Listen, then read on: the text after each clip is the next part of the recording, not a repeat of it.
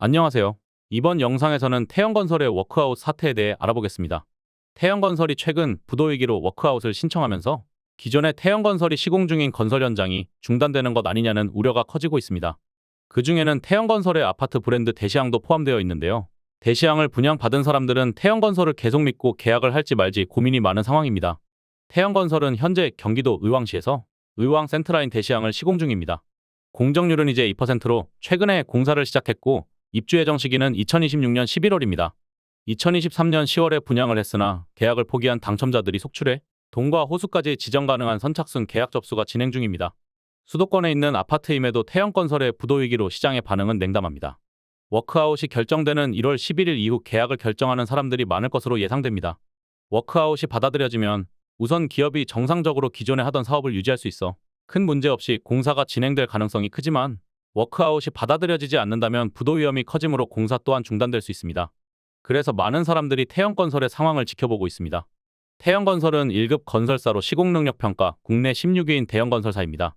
SBS 방송국을 설립한 회사로도 유명하죠. 태영건설이 부도나게 되면 그 여파가 상당히 클 것으로 보입니다. 태영건설과 거래관계에 있는 많은 업체들과 금융권 등에도 큰 충격이 올 것이고 우리나라 경제에 적지 않은 타격을 줄 것으로 예상되는 상황입니다. 그래서 가급적 부도가 나지 않도록 정부에서도 여러 방면으로 기업을 살리려고 노력하고 있는데요. 그 방법 중 하나가 워크아웃입니다. 워크아웃은 기업이 파산하는 것보다 회생하는 게 피해를 더 줄일 수 있는 일이라 보고 기업과 금융기관이 기업의 재무구조를 개선하는 작업입니다. 이 워크아웃이 실행되려면 채권자의 75%가 동의해야 합니다. 기업에서도 부채를 해결할 수 있는 자구안을 마련해 채권자들을 설득해야 합니다. 자구안이란 예를 들어 기업이 가지고 있는 자산을 매각한다거나 오너 일가의 사재를 출연해서 자금을 마련하고 채무를 해결하겠다는 계획이죠. 채권단의 75%가 동의해야 하기 때문에 구체적이고 성의 있는 자구안을 마련해 설득해야 합니다. 부도위기에 빠진 태영건설도 워크아웃을 신청하고 얼마 전 채권단을 설득하는 자구안을 발표했는데요. 그런데 최근 태영건설이 발표한 자구안은 채권단을 설득하기에 부족하다는 평가입니다. 우선 오너 일가가 사재 출연이 미흡하고 최대 계열사인 SBS의 지분을 매각할 계획도 포함되지 않았습니다. 그저 감정적인 호소만 가득한 자구책이었습니다. 정부에서는 태영건설을 살리기 위해 공적자금 100조를 투입할 계획까지 하고 있는데 정작 태영건설은 그다지 절박하지 않은 모습을 보여주고 있습니다.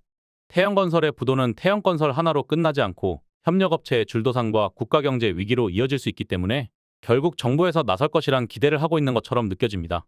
협력업체와 국가경제를 인질로 잡고 있는 셈입니다.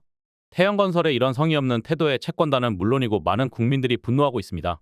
정부 자금이라는 게 결국은 국민의 세금인데 세금으로 기업을 살려주면 또 다른 기업도 같은 방법으로 위기를 넘기려고 할 수 있습니다.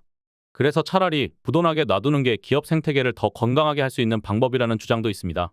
물론 그것도 맞는 말이지만 당장 겪게 될 충격이 너무 크기 때문에 어느 누구도 쉽게 그런 결정을 하기란 어렵습니다.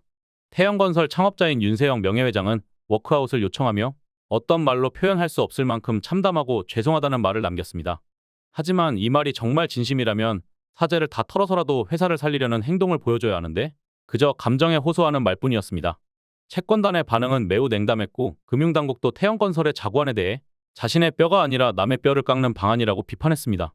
워크아웃이 개시되려면 채권단의 75%가 동의해야 하는데 지금까지 발표된 자구안으로는 동의를 받기 어려울 것 같습니다. 태영건설 측도 자구안에 대한 비판을 의식해 새롭게 보강된 자구안을 내놓겠다고 밝혔는데 어떻게 될지 계속 지켜봐야 할 것 같습니다. 태영건설이 좀 더 국민의 눈높이에 맞는 상식적인 자구안을 마련하여 책임감 있는 모습을 보여주면 좋겠습니다. 이번 영상은 여기까지입니다. 구독과 좋아요는 영상 제작에 큰 힘이 됩니다. 감사합니다.